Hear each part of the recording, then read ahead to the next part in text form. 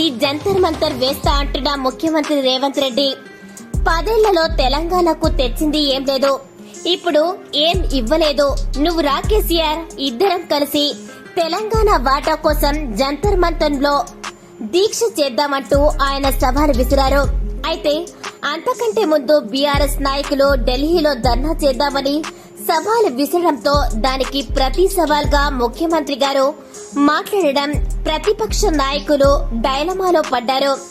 తెలంగాణకు నిధులు తెచ్చుడో అవసరమైతే సచ్చుడో అని డేట్ ఫిక్స్ చేసుకుని గులాబీ బాస్ ని రమ్మనండి అంటూ ఘాటు విశంసలు చేశారు. నేనెప్పుడు సాగు నోట్లో తలపెట్టి తెలంగాణ తెచ్చినా అని చెప్పుకున్నోళ్లు మూలన ఎందుకు దాక్కుంటున్నారు అంటూ బీఆర్ఎస్ నాయకులకు కౌంటర్ ఇచ్చారు సీఎం రేవంత్ రెడ్డి.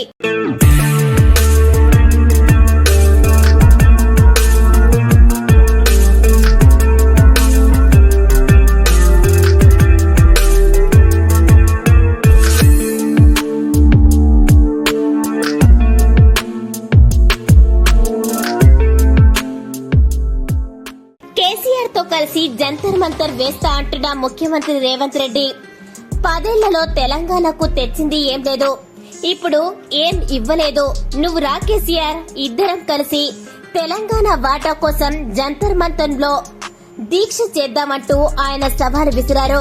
అయితే అంతకంటే ముందు బీఆర్ఎస్ నాయకులు ఢిల్లీలో ధర్నా చేద్దామని సవాల్ విసరడంతో దానికి ప్రతి సవాల్ గా ముఖ్యమంత్రి గారు మాట్లాడడం ప్రతిపక్ష నాయకులు డైలమాలో పడ్డారు.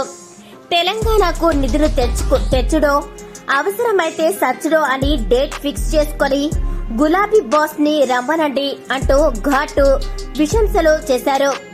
నేనెప్పుడు సాగు నోట్లో తలపెట్టి తెలంగాణ తెచ్చినా అని చెప్పుకున్నోళ్లు మూలన ఎందుకు దాక్కుంటున్నారు అంటూ బీఆర్ఎస్ నాయకులకు కౌంటర్ ఇచ్చారు సీఎం రేవంత్ రెడ్డి.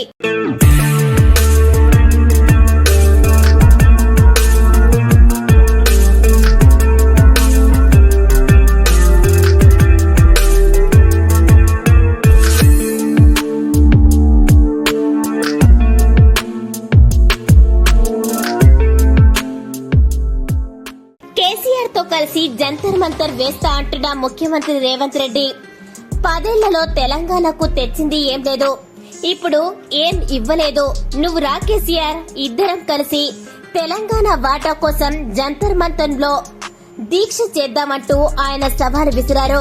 అయితే అంతకంటే ముందు బీఆర్ఎస్ నాయకులు ఢిల్లీలో ధర్నా చేద్దామని సవాల్ విసరడంతో దానికి ప్రతి సవాల్ గా ముఖ్యమంత్రి గారు మాట్లాడడం ప్రతిపక్ష నాయకులు డైలమాలో పడ్డారు.